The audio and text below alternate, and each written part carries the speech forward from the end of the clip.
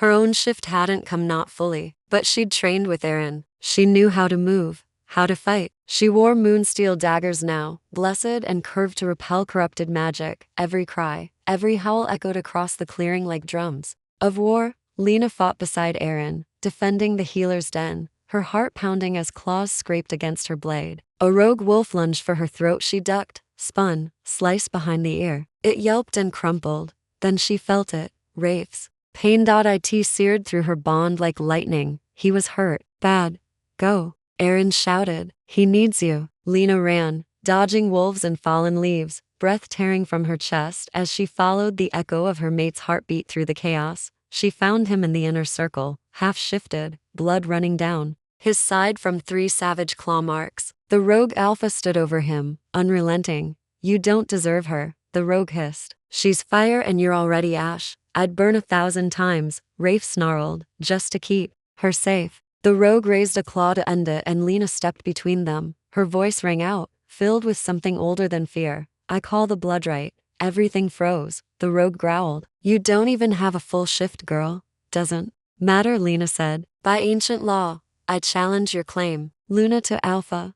The crowd of wolves circled wide. Even the rogue was stunned for a breath, but the moon was watching, and the moon approved. The fight was unlike anything Lena had known. She dodged the rogue's fury with speed, not strength. She used her smaller frame to slip under claws, slice at tendons, blind him with ash dust. Her body ached, her lungs burned, but the bond carried her. Every time her knees buckled, Rafe's love steadied her. Every time her blade slipped, the moon's mark on her chest blazed white. You're just human. The rogue spat, limping now, bleeding from his side. No, Lena whispered. I'm his. Then she drove the blade into the base of the rogue's throat, not to kill, but to end the challenge.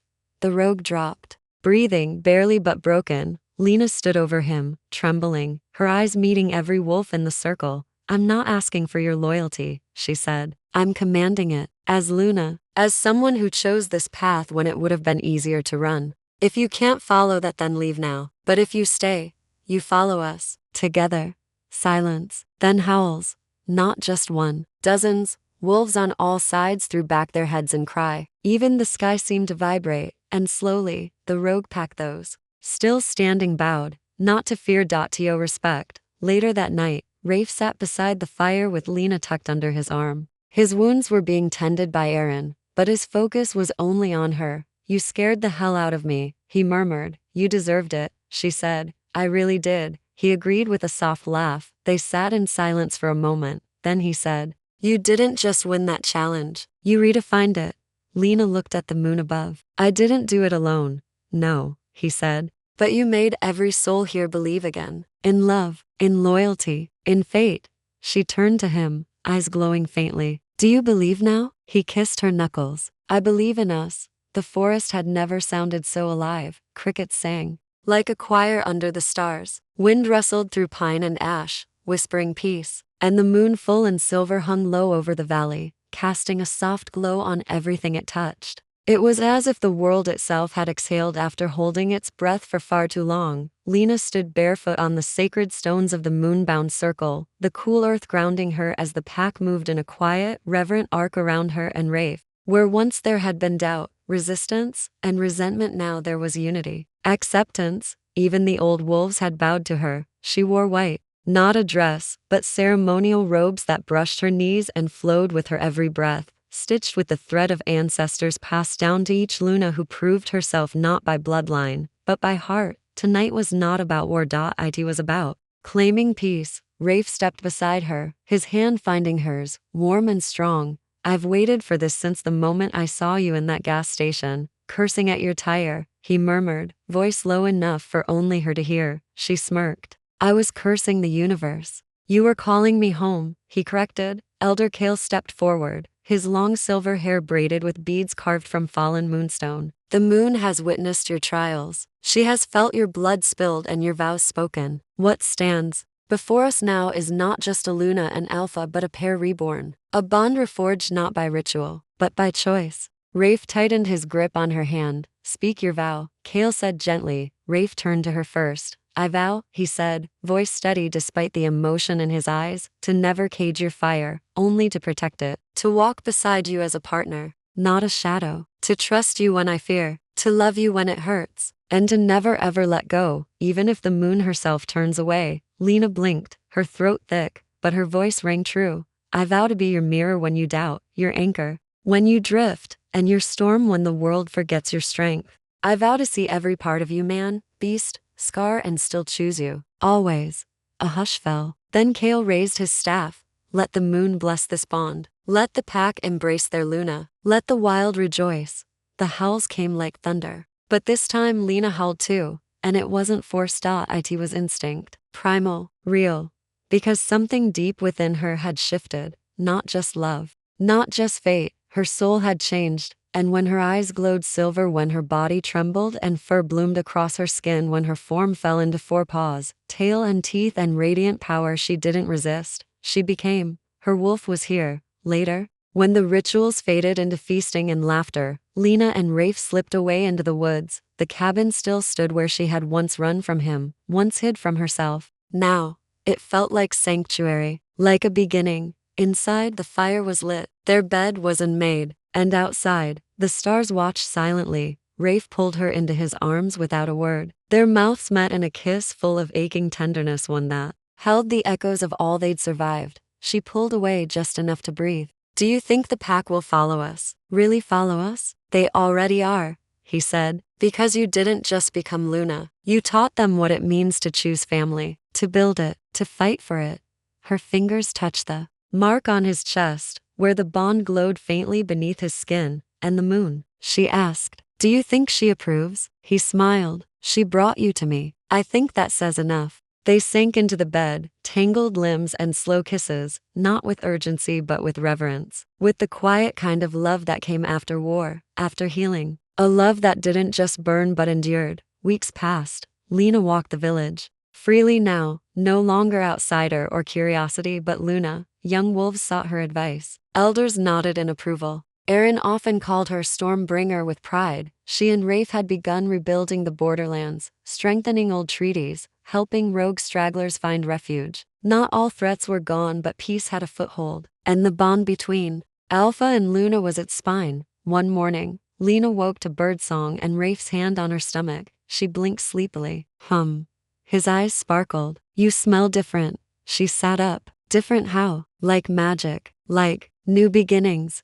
A long pause. Her breath caught, then she whispered, are you saying? He nodded, pressing a kiss to her stomach. The moon always leaves one final gift. Tears welled in her eyes. Joy, fear, wonder.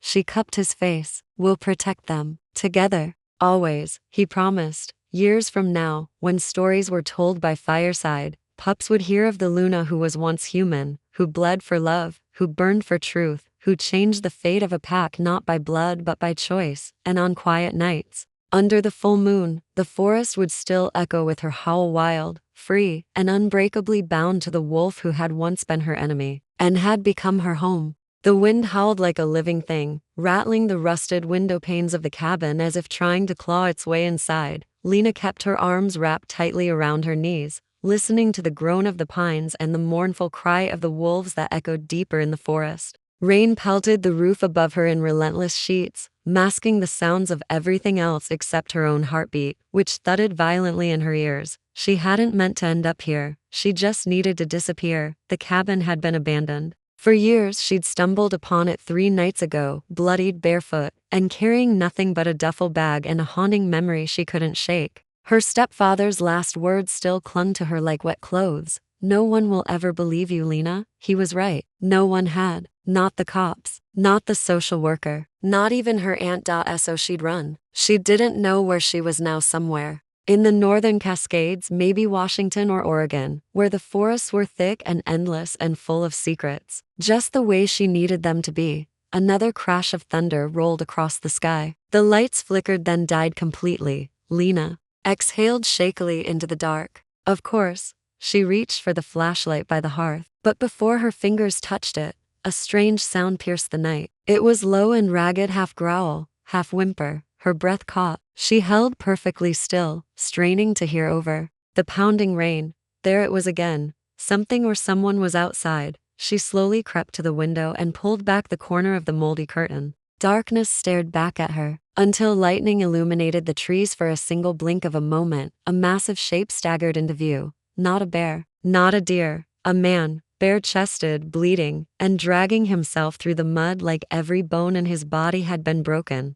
His skin was covered in deep claw marks, and he moved with a desperate kind of strength, half wild, like a creature trying to outrun death. Then he collapsed face first in the wet grass unmoving. Lena's first instinct was to lock the door. Her second was to run out into the storm. Her third, God help me, she thought, grabbing a blanket and pushing the door open against the wind. She ran to him, her boots sinking into the cold mud as rain soaked her down to the skin. When she reached him, her heart stopped. He was enormous, easily over 6 feet, but it wasn't just his size that made her freeze. It was the way his skin shimmered, almost too hot to touch. His breathing was shallow. His face, handsome, strong-jawed, smeared with blood, was twisted in pain. His eyes opened for just a second. They glowed, silver, and then he passed out. Lena dragged him inside with more instinct than sense, muscles straining, heart hammering. She had no idea what she was doing, no idea who he was, or what he was.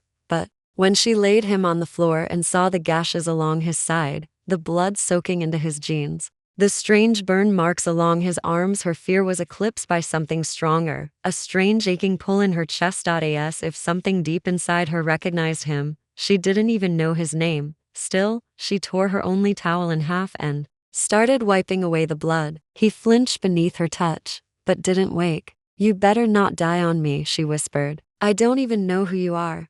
But part of her already knew this wasn't normal. That no human could survive wounds like these. That no human had eyes that glowed like silver fire. And that this storm, this night, this man was going to change everything. Outside, the wind howled again. But this time it wasn't just the storm. It was a low, guttural howl closer than before. And it wasn't him. He was already inside. Something else was coming. Something hunting him. Lena gripped the broken poker from the fireplace, her knuckles white. Whatever world she'd just stepped into, she wasn't going back. Not now. Not ever. Chapter 2. Unlikely meeting. The man stirred on the floor sometime before dawn, long before the storm had passed. Wind still rattled the windows, and faint rays of gray light slipped through the cracks in the curtains, casting pale shadows across his battered body. Lena sat curled on the wooden floor near the hearth, wrapped in a blanket, eyes fixed on him. She hadn't slept, couldn't. The stranger had burned with fever all night, his body twitching in pain, his breath shallow and uneven. She'd wiped the sweat from his forehead, wrapped the worst of his wounds, and changed the soaked towel beneath him twice. Each time she touched him, something strange stirred in her chest like static, a prickle of familiarity. Now he was waking. His fingers twitched first, curling slightly against the old hardwood floor. Then a sharp inhale, sudden and guttural, broke the silence. His back arched briefly, as if in memory of pain, before he sagged again and opened his eyes, silver, not just a trick of the storm. His gaze landed on her instantly, sharp and feral. Lena's breath caught. Her fingers tightened around the broken poker she hadn't let go of all night. For a long, tense second, they just stared at each other. Neither moved. She could hear her heartbeat thudding like a drum. He blinked slowly, as though trying to recall where he was. You're not one of them, he rasped, voice low and rough like cracked gravel. Lena stiffened. One of who? He didn't answer. Instead, he pushed himself up with a grunt, muscles trembling as he tried to sit. Lena made no move to help him. Her eyes scanned the room, noting every exit, every shadow. Easy, she said cautiously. You lost a lot of blood. I don't know how you're still alive. I've had worse, he muttered, wiping dried blood from the side of his jaw. Where am I? Middle of nowhere, she replied. Which is exactly where I wanted to be. Until you came crashing through the woods like a hunted animal. His jaw twitched. I was hunted. Lena stood, pulling the blanket tighter around herself. By what? Again, that eerie silence. Then, he looked at her, really looked at her, and his expression changed. Not shock, not even curiosity. Recognition. You shouldn't be here, he said quietly. Not alone, not now. Her eyes narrowed. I could say the same to you. They stared at each other again, but this time the air between them thickened not with fear, but with something heavier, more intimate. something neither of them had words for. "What's your name?" she asked. He hesitated. "Rafe." Lena waited. When he didn't ask for hers, she offered it anyway. "Lena." Another beat of silence passed. "You helped me," he said at last, glancing down at the bandages wrapped around his torso. "That was foolish." "Thanks," she said dryly. "I do my best. I mean it. You don't know what I am, what danger follows me." "No," she said carefully, "but I'm starting to guess." His silver eyes flickered. "And what do you think I am?" She hesitated. 1,000 possibilities flitted through her mind. Monster, soldier, victim, killer, demon. But none of those quite fit.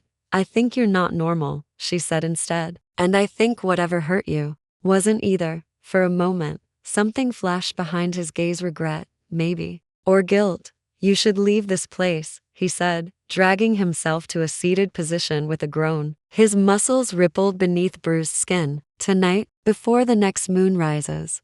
"Are you threatening me?" "No," he said, too quickly. "I'm warning you."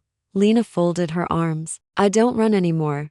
Rafe's eyes snapped to hers, startled. "Then you're even more reckless than I thought. And you're even more cryptic than I thought." That drew a dry, pained chuckle from him. "I'm not used to people, especially not ones who mouth off to half-dead strangers. I'm not used to dragging half-dead strangers into my hideout," she retorted. "But here we are."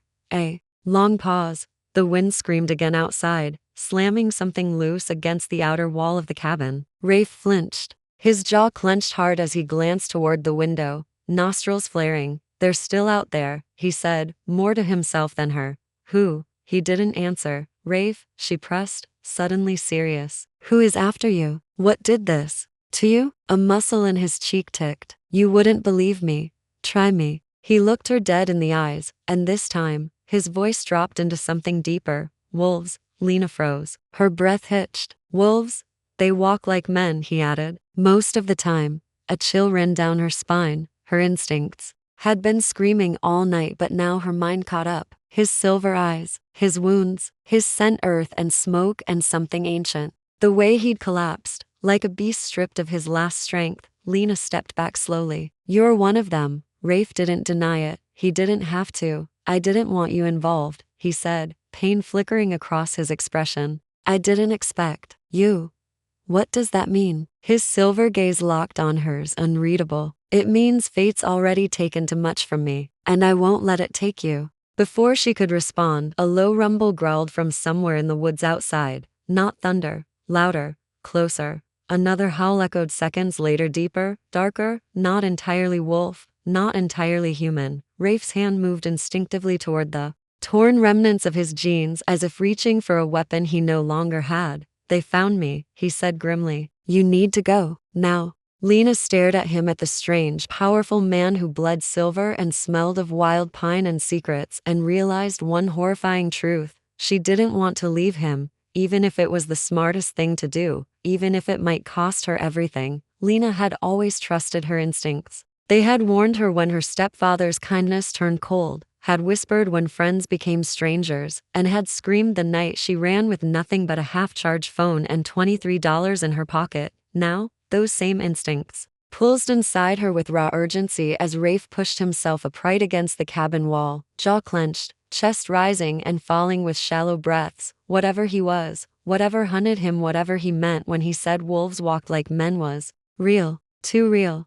And yet she hadn't run. Not when she saw his wounds. Not when he said he was hunted. Not even when she caught the first glimmer of silver in his eyes. Instead, she stood there barefoot, exhausted, and terrified, wanting answers from a man who might not be a man at all. "You need to explain," she said, her voice low and steady despite the ice curling in her veins. "Now." Rafe's fingers curled around the edge of the broken table beside him. "What I am isn't something you'll find in books, Lena. It's buried, hidden, protected by blood." "That's not an answer." He met her gaze, haunted, unwavering. "I'm a shifter." The words dropped like stones into the silence between them. Lena's breath caught. She blinked, unsure if she'd misheard. "A what?" Rafe exhaled slowly, as if bracing himself. "A wolf. Not just a man. Not always." Her body locked, heart slamming in her chest. "You're insane." "I wish I were." She backed away a step, her spine pressing against the old kitchen counter. She wanted to laugh to deny it, to call him delusional, but the memory of his wounds and glowing eyes said otherwise. And then there was the storm, and that howl. She swallowed. Prove it. His eyes narrowed slightly. What? You heard me, she said. If I'm going to believe anything you say, I need more than cryptic warnings and a bloody floor. Prove it. I'm too weak, he muttered, flexing a hand that trembled with effort. And even if I wasn't, shifting in here would destroy the place. And maybe you too. The words weren't a threat. They were a warning. She felt it in her bones. Fine, she snapped, pacing away from him. Then tell me everything. No riddles, no half-truths. Just tell me. Rafe studied her for a long moment. His jaw worked like he was debating it. Then, finally, he spoke. There are packs, he said, voice low, hidden all over the country. Forests, mountains, places humans avoid. We were once rulers of the wild, but over time, we faded into myth. Now, we're shadows, bound by bloodlines, ancient magic, and the laws of the moon. He paused. My pack was broken years ago, hunted from the inside out, betrayed. By who? His mouth twisted bitterly. By one of our own. Lena stepped closer. The remnants of fear now mingled with something else, curiosity. And something harder to name. Is that who attacked you? Yes, him. And those loyal to him. Rafe's hands clenched. He calls himself Alpha now. He took that title by force, by spilling blood on sacred ground, including my father's. Lena swallowed hard. So that makes you Alpha by birthright, he said darkly, but exile by choice. I left, refused to fight like him. I thought it would end the bloodshed, and it didn't. No, it only made him hunt me harder. Outside, a branch cracked, loud, close. Rafe stiffened. Lena moved to the window, pushing aside the edge of the curtain. Nothing. Just trees and fog and the dull silver light of morning breaking through the storm clouds. But her pulse kept racing. You said they walk like men, she whispered. He nodded. During the day, most of us can. The shift isn't always tied to the moon, not for bloodborns, but the full moon strengthens the call, makes it harder to control. The wild takes over. And me? She asked softly. What happens to me if they find you here? His voice dropped. They won't care that you helped me. They'll see you as a threat, or a bargaining chip. She shook her head. I'm nobody. I don't matter to them.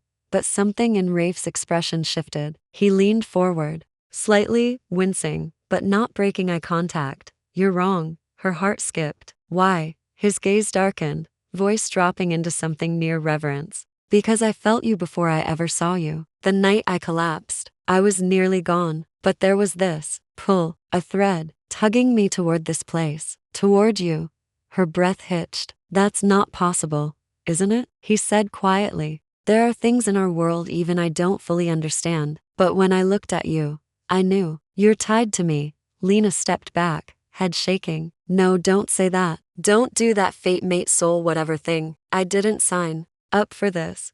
You didn't have to, Rafe said gently. Some bonds aren't chosen, they're claimed. His words settled over her like falling snow, soft, quiet, but irreversible. She wanted to scream, wanted to throw something. She'd run from one cage only to fall into another. Fate? Bonding? No, she said. You don't get to drop that on me and expect me to accept it. I helped you because I chose to, not because of some magical cord. Yanking you to my front door. Rafe flinched, but nodded. I won't force you, he said. But they will. A howl shattered the quiet, this one closer than ever. Lena grabbed the poker again. I'm staying, she said, teeth clenched. Lena, don't argue with me. You said they'd kill me if they found me. Then we make damn sure they don't, eh? Flicker of something pride, maybe lit behind Rafe's eyes. He gave her a single, solemn nod. Outside, the forest fell into a natural silence. Something was coming, but Lena Cross was no longer just a runaway. She was standing between a wounded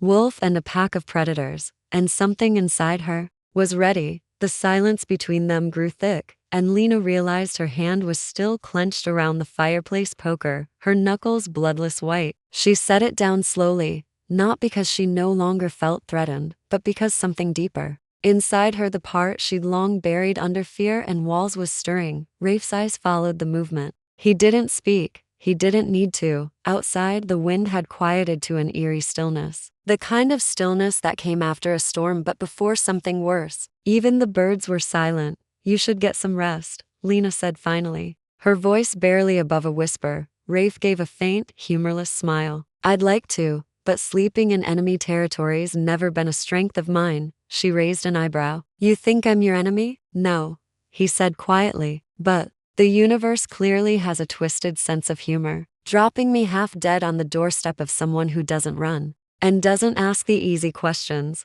Lena stepped away from the window, arms folded over her chest. I've been running most of my life, stopped recently, not because I stopped being afraid. I just got tired of being afraid alone. He looked up sharply. His gaze lingered on her face, something unreadable passing through it. Who hurt you? He asked softly. The question hit harder than she expected. Lena turned away, pretending to busy herself near the sink. The faucet hadn't worked since she got here, and the counter was dusty and cracked. It doesn't matter. It does, he said, because I can smell it on you. She froze. What did you say? He hesitated, then said with careful softness, your pain, your fear, it leaves a trace. It's not just what I see in your eyes. It's in you, like ash in the air. Lena blinked, throat tightening. People always told me I was dramatic, she said after a moment. Said I imagined things, made them worse in my head than they really were. But I remember the sound of the deadbolt locking behind me, the smell of whiskey, the way he smiled with his teeth when he lied. She hadn't meant to say that, hadn't planned to speak of him. But something about Rafe made her tongue loosen. Maybe it was his stillness, his quiet patience, or maybe it was because he wasn't flinching away. I tried to tell my aunt. I tried to tell the school counselor, but no one believed me. They looked at me like I was broken. You weren't, Rafe said. I know, Lena replied, though her voice shook. But after a while, I started to believe I was. So I stopped talking. I got better at hiding, got good at lying. Eventually, I left, told myself I didn't need anyone, that being alone was safer than being hurt again. Rafe was quiet for a long time. Then, in a voice almost too soft to hear, he said, I was 8 when I first shifted. Lena turned to him slowly. My father was alpha, he continued, gaze distant. I grew up in a world where strength was everything. Emotion was weakness. Questions were punishable. My first shift broke 3 bones in my arm and ribs. My father called it a lesson. She moved toward him without meaning to, drawn by the flatness in his tone. I trained harder, got faster, stronger, deadlier. He said I had the makings of a leader if I could just learn to stop feeling so much. Then the betrayal came. His beta, the one he trusted most, tore the pack apart from the inside out, killed him in front of me, marked me for death, said if I ever came back, he'd finish what he started. Why didn't you fight him? Lena asked. Rafe's smile was bitter. Because I was tired of fighting, and because I swore I'd never lead by blood, not like my father. Lena sat down on the floor across from him, her knees pulled up to her chest. For the first time, the fear between them felt distant, replaced by something softer. I don't understand this fate thing, she admitted. How can we be connected? We just met. I don't understand it either, Rafe said. It's rare. Some shifters never feel it. Some wait lifetimes. But when I collapsed that night, it wasn't random. I was dying, and something called me. A bond I didn't even know existed pulled me through the forest. To you.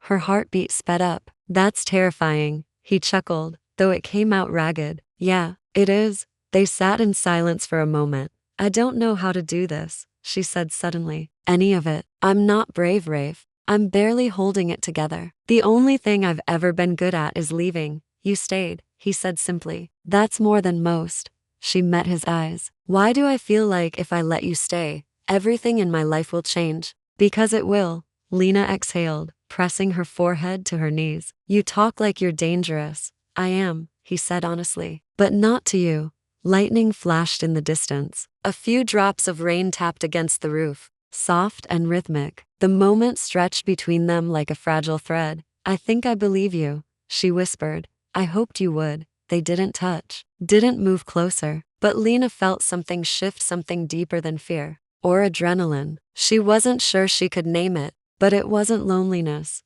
Not anymore. Hours passed in strange quiet. Lena made Rafe tea from some dried leaves she'd found in a dusty tin. He didn't complain, just sipped it slowly, his sharp eyes scanning the cabin walls like he was memorizing every crack. You should rest, she told him again. He shook his head. Can't, not yet. What are you afraid of? Of letting my guard down, he admitted. Of missing the moment they come. They? She asked. Or him? Rafe's jaw tightened. Talon, that's the name he goes by now. He was once my father's closest friend. Now, he's the alpha of a pack he built by force. No honor, no laws, just power. She frowned. Why would someone like him come all the way out here? For you? Because I'm the last piece of the puzzle, he said. If I die, there's no challenge to his reign, no legacy stronger than his lie. Lena looked at him carefully. But you're not fighting him. You're not going back. Rafe shook his head. I thought running would spare others, that if I disappeared, no one else would die. But I underestimated him, and I didn't expect to find. He trailed off, then looked at her, that strange pull between them tightening again. You, Lena, felt her breath hitch. You talk like I'm some kind of prophecy. You're not, he said. You're just mine, and I didn't ask for it. But now that I've found you, every instinct in me says I have to protect you, even if it kills me. She blinked hard, something sharp twisting in her chest. You don't even know me. I know your silence, he said. I know the way you grip that poker like it's the only thing standing between you and the world. I know the way your eyes flick to the exits every few seconds. You live like prey, Lena, but you're not. You're stronger than you think. Tears stung her eyes before she could stop them. I don't want to be anyone's destiny, she said. I just want to be free. Rafe nodded slowly. Then let me help you get there. I won't take anything from you, but I'll stand between you and the darkness as long as I breathe. She closed her eyes. When she opened them again, she whispered, then stay. For now, just stay. I'm not going anywhere. And for the first time in what felt like years, Lena believed someone. The wind shifted. Both of them felt it. Rafe sat up straighter, nostrils flaring. Lena tensed. What is it? She asked. He didn't answer at first. Then he said softly, they're circling. They've been watching all day, testing the perimeter. Her pulse thudded. How many? 3, maybe 4. Scouts. Not Talon. Not yet. She reached for the poker again, but Rafe caught her wrist gently. Don't, he said. Not unless you have to. Then what do we do? His eyes glowed faintly. We wait. We trust. For what? For the moon to rise, and for me to remember what it means to fight for something that matters. She stared at him. And I matter? He didn't hesitate. You do. The first attack came just after sunset. It wasn't loud or cinematic, no snarling beast leaping through the window, no splintering door flying off its hinges. It was quiet, precise, the kind of violence born from patience and intent. A whisper of movement in the trees, the soft crunch of a footfall that didn't belong to any deer. And then, the glint of eyes where no animal should be watching. Rafe was already up before Lena realized something had changed. He moved with a speed that belied his injuries, his bare feet silent across the wooden floor. His body was tense, taut, with the instinct of the predator he was. They're here, he whispered, his voice barely audible. Lena's fingers wrapped around the poker again, the cold metal grounding her. Her palms were sweating, her heart thundered in her chest. Do we run? She asked, glancing toward the back exit. No time. They'll have the perimeter surrounded. If we bolt, we're exposed. Then what? We hold the line. Lena stared at him incredulous. With what? You're half dead and I have a piece of rusted iron. His eyes flared silver. I'm not half dead anymore. Before she could question him, a loud thud struck the wall behind them hard enough to shake dust from the rafters. Something was out there, testing, prowling. Rafe moved toward the front door, standing between her and the outside like a shield. They're not here to kill me, he said. Not yet. They'll want to see if I'm still strong. If I'm alone, I'm guessing they didn't expect me. They will now. Another impact, this time at the back window. A scrape along the wood. Nails or claws. Lena gripped the poker harder. I'll draw them in, Rafe said. You stay low. If they breach, don't fight unless you have to. She shook her head. No, I'm not hiding while you get torn apart. You said you weren't brave, he reminded her, eyes locked on hers. I lied. He stared at her for a second, and then the corner of his mouth twitched. Good. Without another word, He stepped out onto the front porch. The moment the door opened, the air changed. It smelled like smoke and pine and blood. The forest pulsed with tension. Shapes moved in the trees, too quick to see clearly, too large to be natural. Lena crouched near the window, her breath shallow as she peeked through a crack in the boards. Rafe stood shirtless in the moonlight, the last traces of his wounds fading before her eyes. His back was to her, but his posture had shifted, more animal now, more primal. He wasn't fully human anymore, and neither were the things that emerged from the shadows. 4 of them. One stepped forward, tall, lean, with dark eyes and a cruel smirk. He wore jeans and no shirt, like Rafe, and his body bore the unmistakable grace of something predatory. "You're looking rough, Rafe," the man said. "Didn't expect to find you playing house." Rafe didn't answer. "You going to introduce us to your little friend inside?" the man asked, sniffing the air. "She smells interesting." A low growl built in Rafe's throat. The other man smiled wider. "Talon's given you plenty of chances. Come back. Swear fealty. Kneel, and you get to live." "I'd rather die." Wrong answer. And then the forest erupted. The first wolf lunged, an impossible blur of fur and teeth. Rafe met him mid-air with a roar, shifting mid-motion. Bones cracked, skin tore, and in a breath, he was gone, replaced by a massive black wolf, larger than any natural beast, with glowing silver eyes and a scar over his left flank. The impact shook the porch. Lena couldn't move, couldn't blink. The 2 wolves tumbled off the edge of the deck into the clearing, snarling, biting. The others joined, 2 more in beast form, the leader still human, watching like a king inspecting a gladiator's match. Rafe was outnumbered, outpaced, but not outmatched. He fought like a storm, relentless, brutal, precise. His fangs tore into one wolf's side, sending it yelping into the trees. Another came from behind, but Rafe spun, slamming it down with the full weight of his body. Still, he couldn't fight all of them at once. Lena's body moved before her. Brain caught up. She ran outside, wielding the poker like a blade, heading straight for the one that hadn't shifted. The leader. He saw her, and smiled. "You must be the girl," he said. "Talon will be very interested in you." "I'm not interested in him." "I don't think that matters." She swung the poker, but he caught her wrist mid-strike and twisted hard. Pain lanced through her arm, and she dropped the weapon. "You're brave," he said. "Foolish, but brave." Then something barreled into him from the side. Rafe. The 2 rolled through the underbrush, snarling and shifting mid-motion. Flesh became fur, human became monster. The night became chaos. Lena scrambled back, grabbing the poker again with her shaking good hand. One of the injured wolves, Rafe's earlier opponent, staggered toward her, bleeding and furious. She raised the weapon, but it didn't attack. Instead, it stared at her, eyes strange, as if confused. Then it whimpered, backed away, and fled into the trees. The rest followed. Rafe stood at the edge of the clearing, panting. Blood dripped from his mouth, but it wasn't his. His form shifted slowly, painfully, bones snapping back into place as he reformed into human shape. He collapsed to one knee. Lena ran to him. "You're hurt again," she said breathlessly, reaching for his arm. "I'm fine," he rasped. "They ran." "I know." "Why?" He looked up at her, sweat and blood on his brow. "Because they saw something they didn't understand." "What?" "You." She blinked. "Me?" "You didn't run. You didn't freeze. You challenged him." Lena let out a hollow laugh. "I was terrified. You were brilliant." She sank down beside him. Her heart still thundered. Her hands still ached. But there was a new feeling too, something fierce and powerful and alive. He turned his face toward her. "They'll be back. With more. With Talon. I figured. I won't let them take you. I'm not yours to protect. You are," he said. "Not because of fate. Not because of some ancient law. Because I choose you." She felt something crack inside her at those words. Something that had been locked up for years. "I want to believe you," she whispered, "but I don't know how." He reached for her, an injured hand, pressing her palm to his chest. "Then let me teach you. One fight at a time."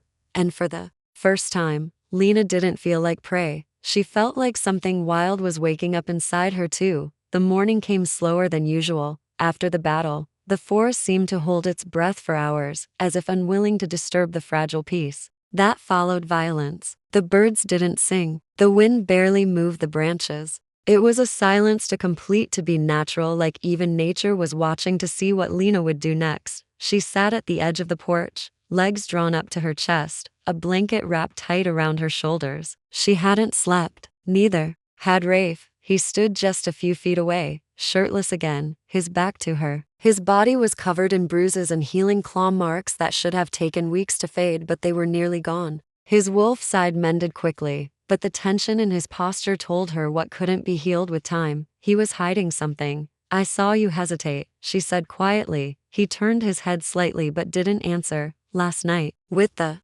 last wolf, you could have killed him. You didn't. Still silence. Why? Because he was my brother. Lena blinked, stunned. What? Rafe finally turned, the silver still faint in his eyes, the war not fully out of him yet. The one that backed down. His name is Corin. We were born under the same moon, raised in the same pack.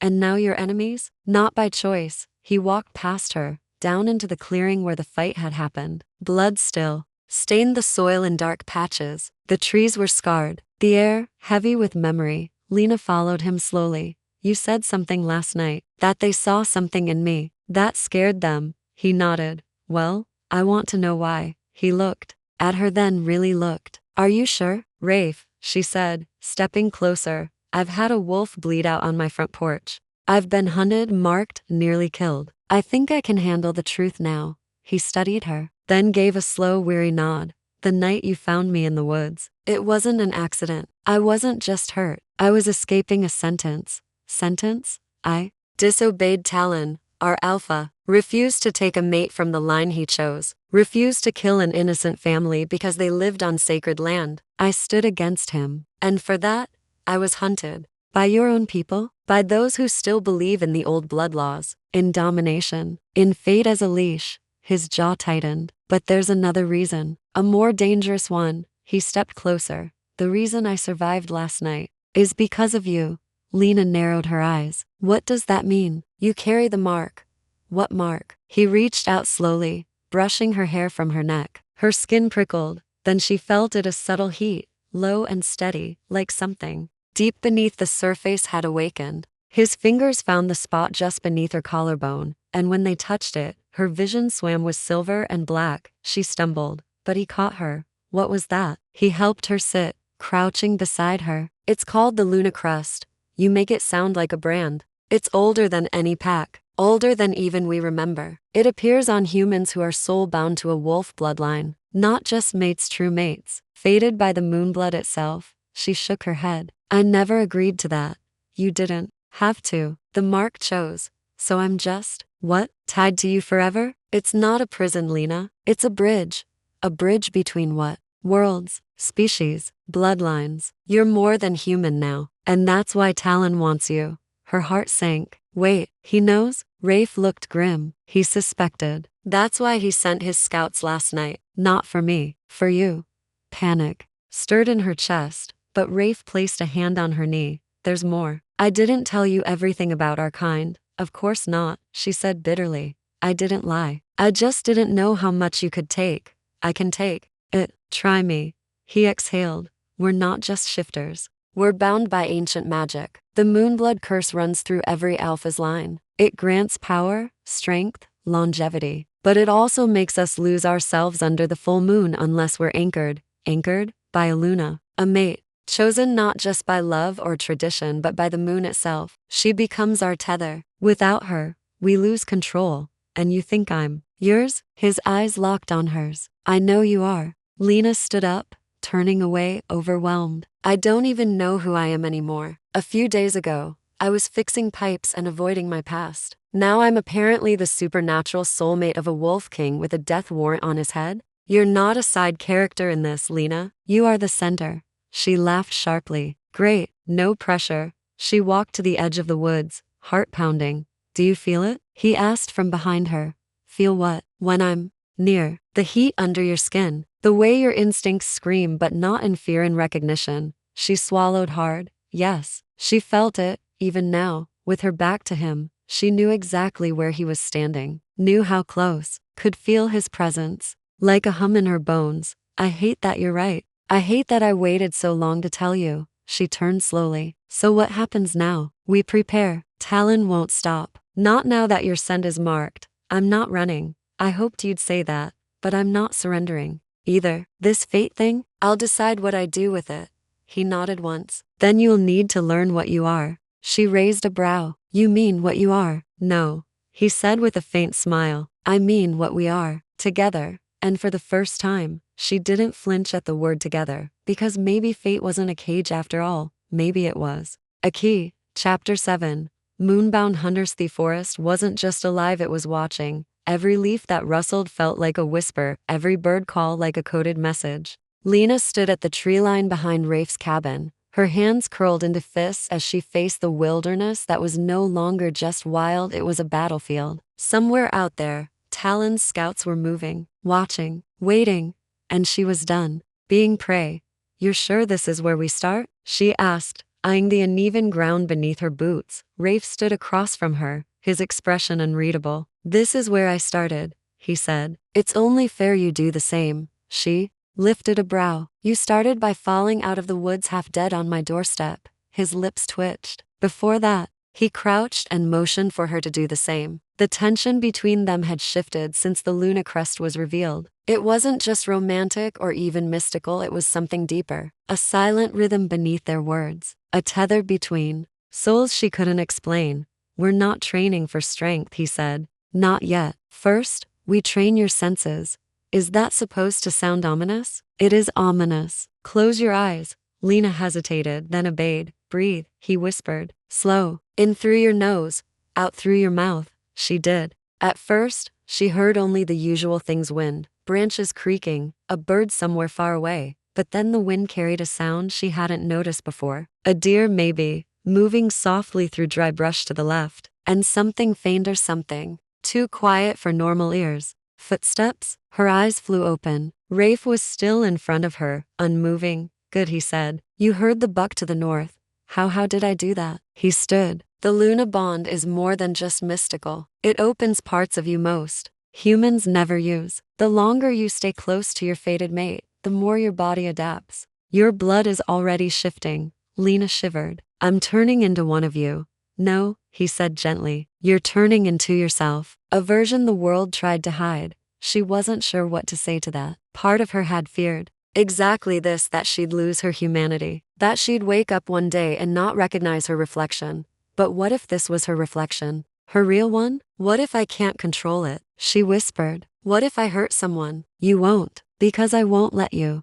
She looked up at him. His voice wasn't just confident, it was absolute, like an oath carved into stone. But just as her heartbeat started to settle, a sharp breeze sliced through the trees. And with it came something colder than wind. Rafe's expression shifted instantly. His nostrils flared. They're here. Who?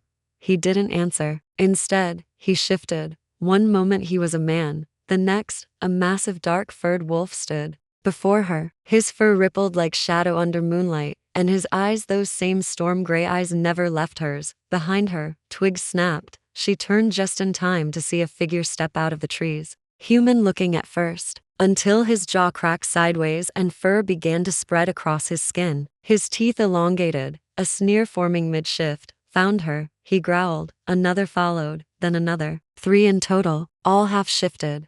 Their faces animalistic, their limbs still too human to be wolves. Moonbound. One of them rasped. She reeks of him. Rafe let out a warning growl that made the ground tremble. But Lena stepped forward. I'm not some prize, she snapped. You want a fight? I'll give you one. The shifters laughed, a jagged sound like knives dragged over stone.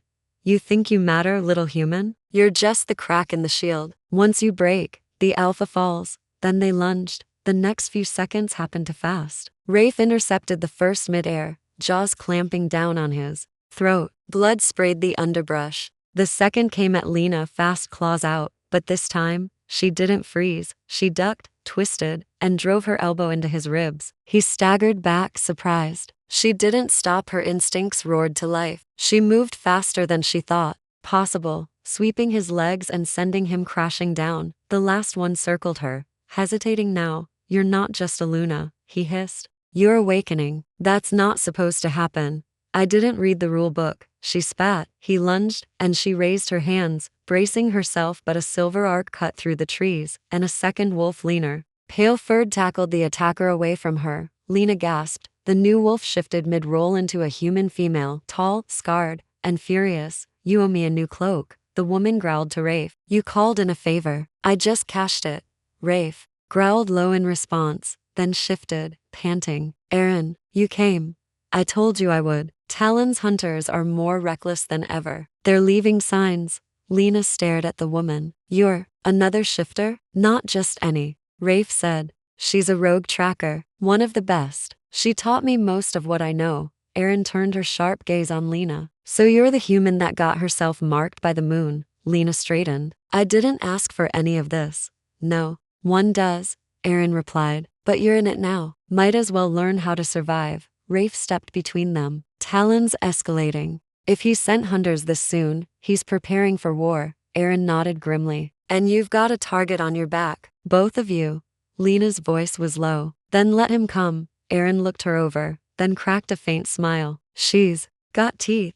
She's got more than that, Rafe said. She has the mark. The Luna crest didn't just appear, it chose her. And if what I saw in the last fight was real, she's already channeling its power. Lena felt the heat again deep in her chest, pulsing like a second heartbeat. I'm ready to learn, she said. Good, Aaron replied. Because we don't have long. The moon is waxing. Rafe's eyes darkened. Full moons in 3 nights, and Talon never attacks alone, Aaron finished. He'll bring the whole pack. He wants your bond broken. Lena looked between them, the forest spinning around her. 3 days. That's all they had. She walked to the edge of the clearing, blood still dripping from her scraped knuckles. The wolf blood in her veins, real or not, sang like a drum. She wasn't running anymore. Let them come. She would meet them under the full moon and show them what a Luna truly was. The moon hung low and crimson on the horizon, bleeding across the darkening sky like a wound. Lena stood outside the cabin, the wind dragging her hair across her face, her hands clenched to stop them from trembling. The fight in the woods was 2 days ago, but its shadows still clung to her like damp clothes. Inside, Rafe and Aaron argued in low, clipped voices. They thought she couldn't hear them, but since the Luna crest began pulsing against her skin, like a second heartbeat, her senses had changed. Everything was louder now, more alive, and more dangerous. She's not ready, Aaron snapped. You saw what happened when she touched the blood rune. Her body nearly rejected it. She didn't reject it, Rafe growled. She pushed through. No Luna in recorded pack history has ever touched ancient blood magic without being trained, Aaron scoffed. Exactly. And yet here she is, stumbling through prophecies she doesn't understand. The girl's heart is in it, I'll give you that, but heart doesn't win wars, Rafe. Tactics do. She's more than heart, he said, voice low now. She's the only one who's ever made me question my oath to the old ways. There was a pause. You love her, Aaron said. Silence. Lena stepped back from the door before they caught her listening, chest tight, pulse racing. You love her. The words echoed in her bones. She wanted to believe it, wanted to throw herself into those words and never come out, but she couldn't ignore what she'd seen earlier. Rafe had been gone for an hour that morning, claiming he went scouting. But Lena had followed, quietly. Her instincts were screaming, and they'd never steered her wrong before. And what she saw, Rafe, standing in the clearing with a figure cloaked in gray. Not Aaron, not a hunter, someone else. The figure passed him, a leather scroll glowing faintly. He accepted it with bowed head, then turned and burned it in the ceremonial pyre, an old rite, one that required secrecy, one bound by blood. And when Lena stepped too close, the ground beneath her boot snapped a twig. She had ducked behind the trees. Rafe never saw her, but the way he walked back to the cabin, jaw tense and eyes hollow, told her whatever was in that scroll, it wasn't good, and he hadn't told her about it, not yet. Now, she paced outside like a caged thing, battling the voice in her head that kept whispering, he's hiding something. A branch cracked behind her. She spun, hands up, breath caught, but it was Rafe. He stepped through the underbrush, moonlight catching in his hair and casting silver across his cheekbones. You hurt us, he said. Lena nodded once. Yeah. He ran a hand down his face, suddenly looking older, tired. You're not wrong to listen. In this world, trust has to be earned. You're hiding something. The words hung between them, sharp and raw. I saw you this morning, she continued, with the cloaked figure, the scroll. You didn't know I was watching, did you? Rafe looked away. She took a step forward. Was it about me? Yes. Another step. Then tell me. His shoulders dropped, but the tension in his spine didn't ease. It was a summons. From the Council of Elders, he said. They found out you bear the Luna crest, and they want me to bring you in. She froze. Bring me in? As in deliver you to them, before the full moon, to decide whether your bond is legitimate or a threat to the pack bloodlines. Lena's mouth went dry. You are going to give me to them? No. He stepped toward her. No, Lena. I burned the scroll. That's what you saw. My answer. Then why didn't you tell me? He hesitated. Because part of me thought maybe they were right. She recoiled like he'd struck her. What?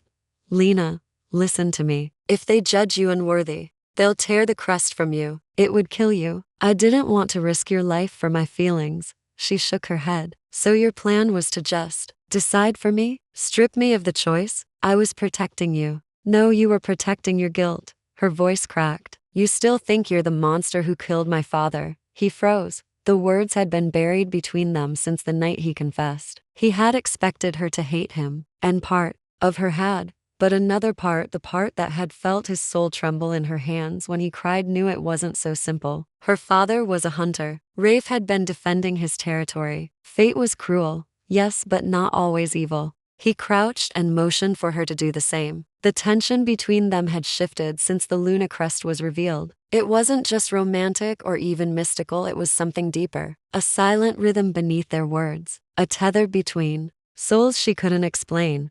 We're not training for strength, he said. Not yet. First, we train your senses. Is that supposed to sound ominous? It is ominous. Close your eyes. Lena hesitated, then obeyed. Breathe, he whispered. Slow. In through your nose, out through your mouth. She did. At first, she heard only the usual things: wind, branches creaking, a bird somewhere far away. But then the wind carried a sound she hadn't noticed before. A deer, maybe, moving softly through dry brush to the left. And something fainter, something too quiet for normal ears. Footsteps? Her eyes flew open. Rafe was still in front of her, unmoving. Good, he said. You heard the buck to the north. How did I do that? He stood. The Luna bond is more than just mystical. It opens parts of you most humans never use. The longer you stay close to your fated mate, the more your body adapts. Your blood is already shifting. Lena shivered. I'm turning into one of you. No, he said gently. You're turning into yourself. A version the world tried to hide. She wasn't sure what to say to that. Part of her had feared exactly this, that she'd lose her humanity. That she'd wake up one day and not recognize her reflection. But what if this was her reflection? Her real one? What if I can't control it? She whispered. What if I hurt someone? You won't, because I won't let you. She looked up at him. His voice wasn't just confident, it was absolute, like an oath carved into stone. But just as her heartbeat started to settle, a sharp breeze sliced through the trees. And with it came something colder than wind. Rafe's expression shifted instantly. His nostrils flared. They're here. Who? He didn't answer. Instead, he shifted. One moment he was a man. The next, a massive dark-furred wolf stood before her. His fur rippled like shadow under moonlight, and his eyes, those same storm-gray eyes, never left hers. Behind her, twigs snapped. She turned just in time to see a figure step out of the trees. Human-looking at first, until his jaw cracked sideways and fur began to spread across his skin. His teeth elongated, a sneer forming mid-shift. Found her, he growled. Another followed, then another. 3 in total, all half-shifted.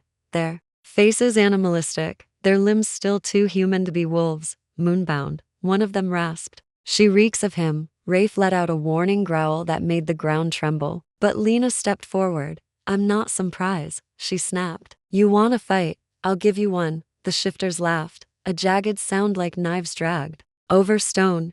You think you matter, little human? You're just the crack in the shield. Once you break, the alpha falls. Then they lunged. The next few seconds happened too fast. Rafe intercepted the first mid-air, jaws clamping down on his throat. Blood sprayed the underbrush. The second came at Lena, fast claws out. But this time, she didn't freeze. She ducked, twisted, and drove her elbow into his ribs. He staggered back, surprised. She didn't stop, her instincts roared to life. She moved faster than she thought possible, sweeping his legs and sending him crashing down. The last one circled her, hesitating now. You're not just a Luna, he hissed. You're awakening. That's not supposed to happen. I didn't read the rule book. She spat, he lunged, and she raised her hands, bracing herself, but a silver arc cut through the trees, and a second wolf leaner, pale-furred, tackled the attacker away from her. Lena gasped. The new wolf shifted mid-roll into a human female, tall, scarred, and furious. You owe me a new cloak, the woman growled to Rafe. You called in a favor. I just cashed it. Rafe growled low in response, then shifted, panting. Aaron, you came. I told you I would. Talon's hunters are more reckless than ever. They're leaving signs. Lena stared at the woman. You're another shifter? Not just any. Rafe said. She's a rogue tracker, one of the best. She taught me most of what I know. Aaron turned her sharp gaze on Lena. So you're the human that got herself marked by the moon. Lena straightened. I didn't ask for any of this. No, one does, Aaron replied. But you're in it now. Might as well learn how to survive. Rafe stepped between them. Talon's escalating. If he sent hunters this soon, he's preparing for war. Aaron nodded grimly. And you've got a target on your back. Both of you. Lena's voice was low. Then let him come. Aaron looked her over, then cracked a faint smile. She's got teeth. She's got more than that, Rafe said. She has the mark. The Luna crest didn't just appear, it chose her. And if what I saw in the last fight was real, she's already channeling its power. Lena felt the heat again deep in her chest, pulsing like a second heartbeat. I'm ready to learn, she said. Good, Aaron replied. Because we don't have long. The moon is waxing.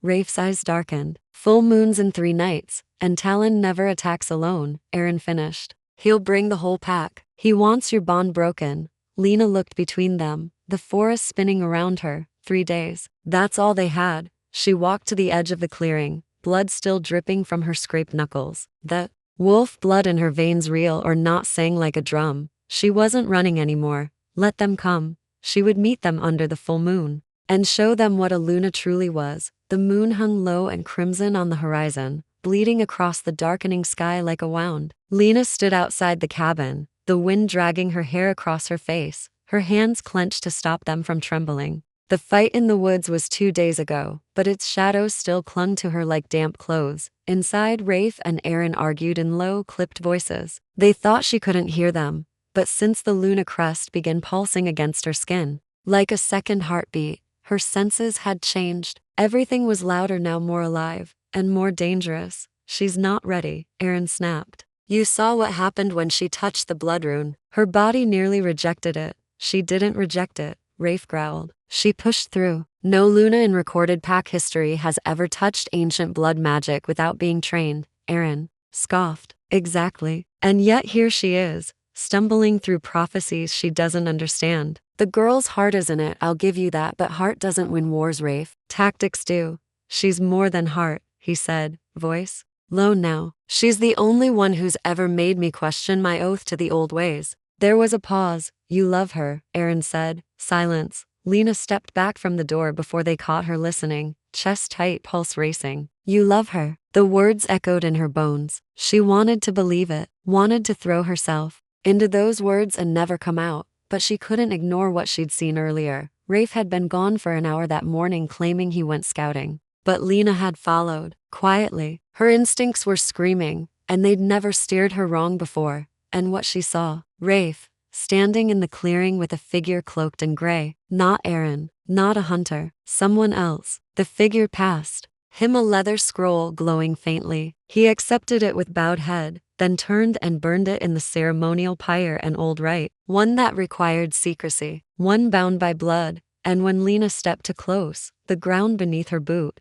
snapped a twig. She had ducked behind the trees. Rafe never saw her, but the way he walked back to the cabin, jaw tense and eyes hollow, told her whatever was in that scroll, it wasn't good, and he hadn't told her about it. Not yet. Now, she paced outside like a caged thing, battling the voice in her head that kept whispering, he's hiding something. A branch cracked behind her. She spun, hands up, breath caught, but it was Rafe. He stepped through the underbrush, moonlight catching in his hair and casting silver across his cheekbones. You hurt us, he said. Lena nodded once. Yeah. He ran a hand down his face, suddenly looking older, tired. You're not wrong to listen. In this world, trust has to be earned. You're hiding something. The words hung between them, sharp and raw. I saw you this morning, she continued. with the cloaked figure, the scroll. You didn't know I was watching, did you? Rafe looked away. She took a step forward. Was it about me? Yes. Another step. Then tell me. His shoulders dropped, but the tension in his spine didn't ease. It was a summons. From the Council of Elders, he said. They found out you bear the Luna crest, and they want me to bring you in. She froze. Bring me in? As in deliver you to them, before the full moon, to decide whether your bond is legitimate or a threat to the pack bloodlines. Lena's mouth went dry. You were going to give me to them? No. He stepped toward her. No, Lena. I burned the scroll. That's what you saw. My answer. Then why didn't you tell me? He hesitated. Because, part of me thought maybe they were right. She recoiled like he'd struck her. What? Lena, listen to me. If they judge you unworthy, they'll tear the crest from you. It would kill you. I didn't want to risk your life for my feelings. She shook her head. So your plan was to just decide for me? Strip me of the choice? I was protecting you. No, you were protecting your guilt. Her voice cracked. You still think you're the monster who killed my father. He froze. The words had been buried between them since the night he confessed. He had expected her to hate him, and part of her had. But another part, the part that had felt his soul tremble in her hands when he cried, knew it wasn't so simple. Her father was a hunter. Rafe had been defending his territory. Fate was cruel, yes, but not always evil. Still, Rafe had never truly forgiven himself. I forgave you, she whispered. I did, because I saw the truth in you. And now I need you to trust me. His throat bobbed. I want to. Then stop choosing sacrifice over connection. Don't burn for me in silence. Let me burn beside you. For a long moment, they just stared at each other. The wind had quieted. Even the forest held its breath. Then Rafe took her hands, pressing his forehead to hers. I'm scared, he admitted. Not of death, not of Talon, but of losing you. Because you're not just my mate, Lena. You're my only way out of the darkness I've been drowning in. Tears burned at the edges of her vision. Then don't push me away. I won't, he whispered. He pulled something from his coat. A pendant ancient, carved from bone and stone. It glowed faintly like the Luna crest on her skin. This belonged to my mother, he said. It was her way of binding to my father before the elders accepted her. She was an outsider too. He placed it around her neck. No matter what happens at moonrise, he said, you'll carry my soul with you. Lena didn't speak. She just kissed him. It wasn't sweet. It was wild. It was every moment of pain and trust and trembling devotion that had built between them from the second she pulled him out of that storm. He kissed her like he was writing her name into fate, and she kissed him like she believed in it. But in the woods beyond the clearing, something moved. A wolf, not Rafe's, not Aaron's, pale-eyed and watching. It turned, vanishing into the shadows, and in its place, a howl split. The night. One word carved into wind and blood and destiny, Luna. The moon was a blade in the sky, full, sharp, and watching. Lena stood at the edge of the ritual clearing, blood humming in her ears. The forest was alive with whispers, shadows crawling along the bark, the scent of ash and frost heavy in the air. Her fingers clutched the pendant Rafe had given her just the night before, still warm from his skin, still etched with the ancient runes of his lineage. But Rafe was gone, vanished before dawn. And in his place came the summons Aaron had found her pacing outside the cabin, eyes wild with worry, and handed her a folded piece of parchment soaked in pine oil. It bore the sigil of the elders, a crescent devouring the sun. The message was short and brutal. The Luna bears the crest. She will come, or we will come for her. Lena's legs had moved before her brain could catch up. And now, here she was surrounded by strangers cloaked in ceremonial gray, all their eyes glowing faintly with the silver reflection of moonlight. None of them spoke. None had to. Judgment didn't need words. The center of the clearing was marked by a stone altar, veins of quartz glowing beneath its surface. A place of ancient trials, of oaths and blood. She knew what they wanted. They wanted proof that she was worthy, that she could withstand the soul bond to an alpha, that the mark on her chest wasn't just fate's mistake. But the worst part, Rafe should have been beside her, and he wasn't. Lena gritted her teeth and lifted her chin. If you want me to prove I belong, then tell me what you require. An elder stepped forward, gray hair braided down his back, his face carved from stone. His voice was like gravel dragged across ice. You must endure the reckoning, Aaron's gasp behind her was instant. She isn't trained. You can't. She is marked. the elder cut in. And so she is bound. If she fails, the crust will leave her. If she survives, he turned back to Lena, eyes like frozen stars. Then she will walk among us as true Luna, Alpha's equal, heart of the pack. Lena's pulse thundered. And if I don't do it, then we will strip the bond, and your life will burn out with it.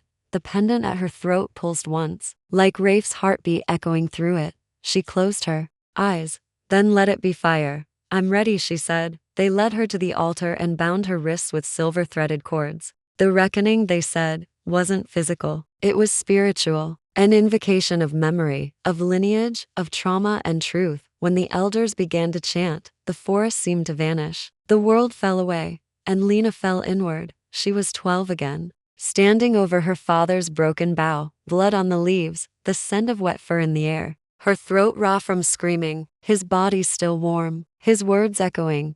Never trust a wolf. The memory twisted. She was 17, running from the town that hated her, the bruises from her ex-boyfriend still blooming across her ribs. No one had believed her. No one had cared. You're too sensitive, they said, too wild. She was 22, alone in a cabin, hiding from a world that never wanted her. Until Rafe, he appeared now, walking through the haze of memory. But he wasn't whole. There was blood on his hands. His eyes glowed with regret. You shouldn't have trusted me, he said. I did, she whispered. And I don't regret it. He reached for her, but a wall of fire rose between them. Prove yourself, it whispered. Prove your love is more than weakness. And then the flame lashed out, swallowing her, pained her through her like lightning. Her limbs convulsed, her heartbeat stuttered. She saw every memory again, every betrayal, every scar, every time she'd chosen silence instead of strength. You are not enough, the fire said,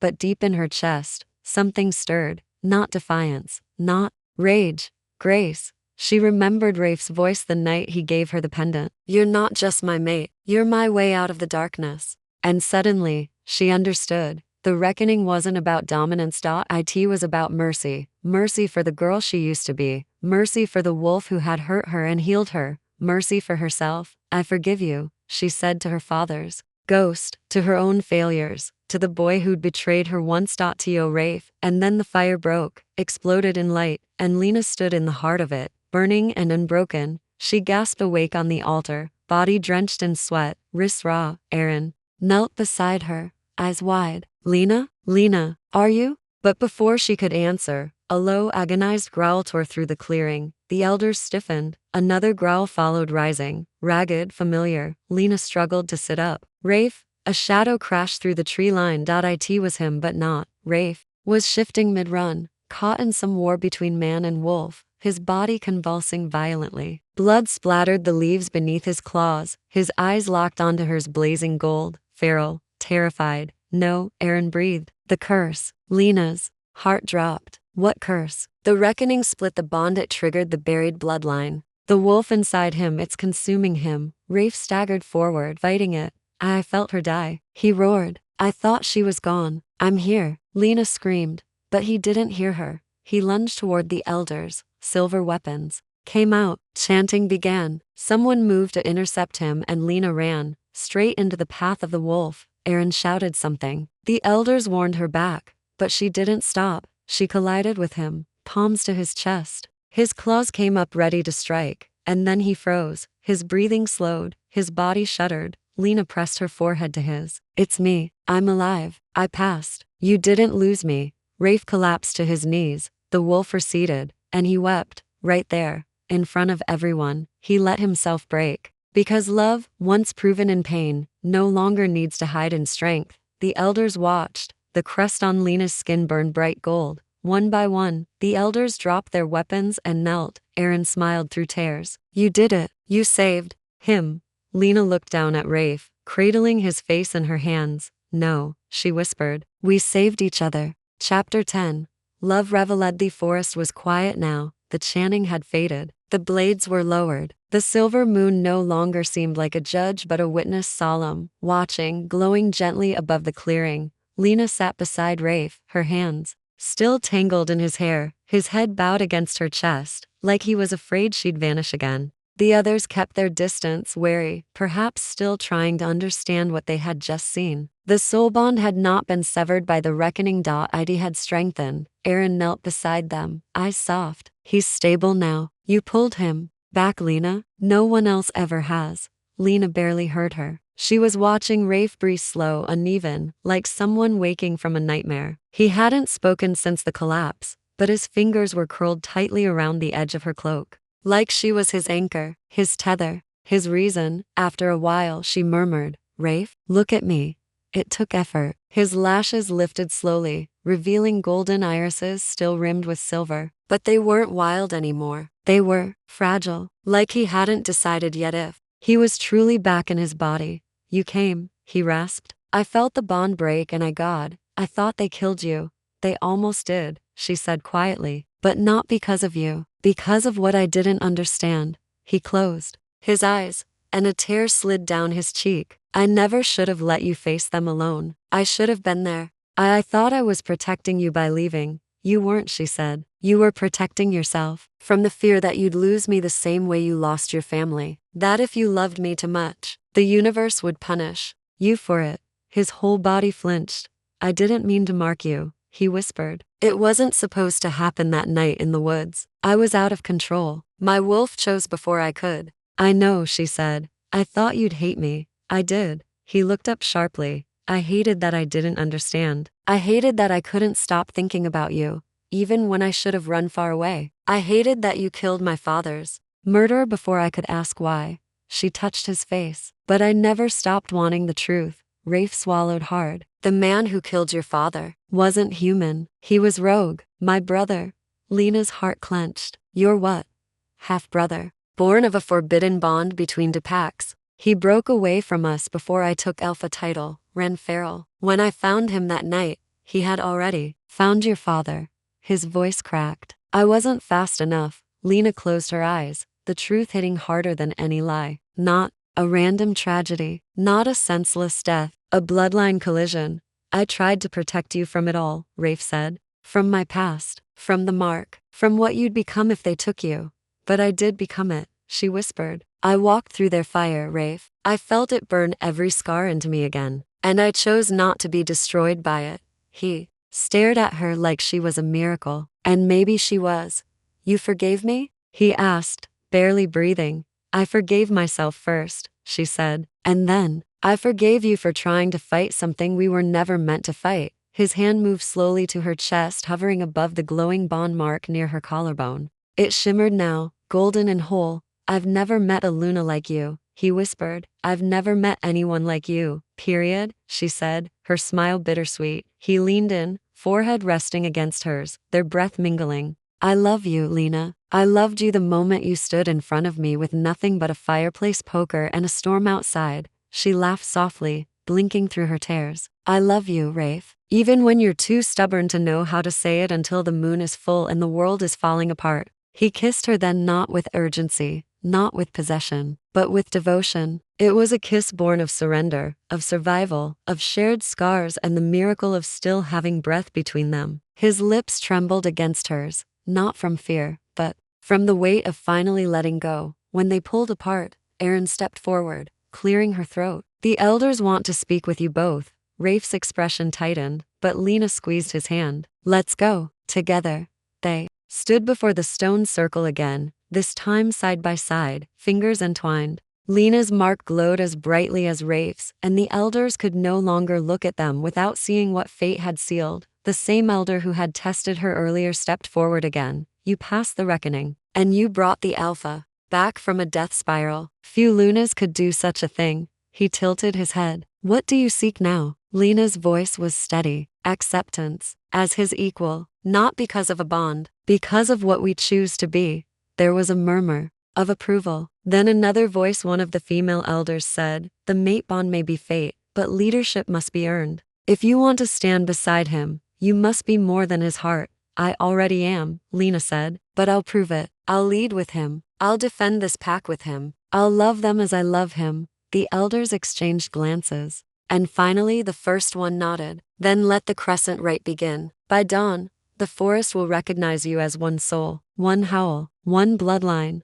Lena's pulse skipped. Wait, what's the crescent right? Rafe smiled faintly. Our vows. The wolf's version of marriage. Her breath caught. Are you ready for that? He looked at her. I've never been more ready for anything in my life. That night, under the watch of the full moon and a sky blanketed in stars, Lena stepped into a circle of firelit petals and silver ash. Her hair was unbound, her wounds worn like jewels, and the pendant Rafe had given her glowed against her throat. Rafe met her in the center, barefoot, bare-chested, the old sigils of his bloodline painted down his arms in charcoal and moon oil. Aaron read the rite in the old tongue. Rafe translated softly against Lena's skin as they repeated after her. I vow to stand beside you in moon and shadow. I vow to fight for you when the world forgets your name. I vow to protect what we build, to honor what we destroy, to remember who we were before we found each other, and to never stop choosing you. The final phrase was said in unison, until the stars fall from the sky.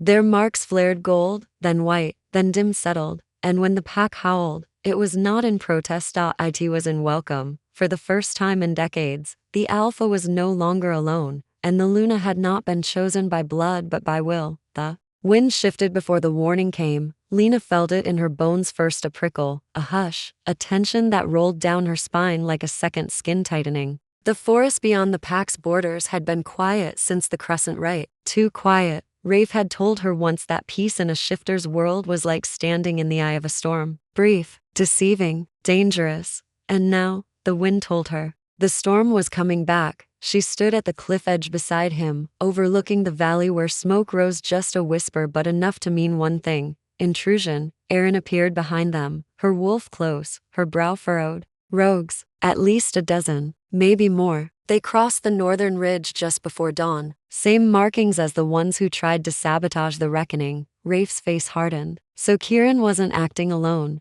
Lena's hand clenched. He said the rogue factions were gathering, that there were others who rejected the bond, rejected the order of the moonbound packs. Aaron nodded grimly. And now they're here, testing our claim. Your claim.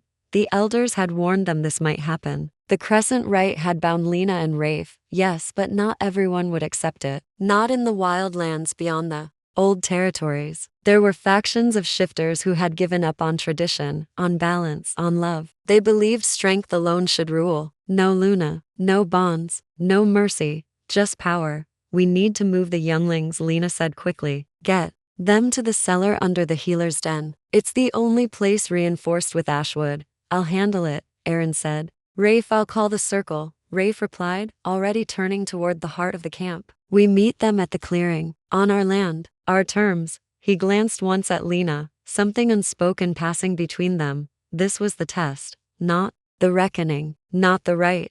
This, the moment where blood might fall again and where their bond would either lead the pack or break it. The rogue pack came just before nightfall, not stealthy, not silent, brazen. They moved through the trees, like a dark tide, fangs bared, eyes glowing in twisted hues. Their alpha was a massive beast with scars down his chest and no mark, just rage and old wounds stitched together by hatred. He stopped at the tree line, letting the shadows burn behind him. Rafe of the Moonbound, I see you've changed yourself. Lena stepped forward before Rafe could. He chose this bond, freely. The rogue alpha sneered. Fate is a leash. You think you're the first human to fall for a shifter's promise? You think your blood is enough to rule us? You're barely a whisper of moonlight. She's not just a whisper, Rafe growled, stepping in front of Lena. She's the roar that silenced my nightmares. And if you cross this line, his hand shot out, drawing a silver arc in the dirt. You don't just challenge my rule. You challenge the moon itself. The rogue smiled, teeth jagged. Then let the moon choose. And he crossed the line. The battle broke like thunder. Shifters shifted mid-run, bones cracking, fur bursting from skin. Rafe launched forward in a blur of silver, his wolf taller than any Lena had seen before, muscle and fury wrapped in moonlight. She didn't hesitate.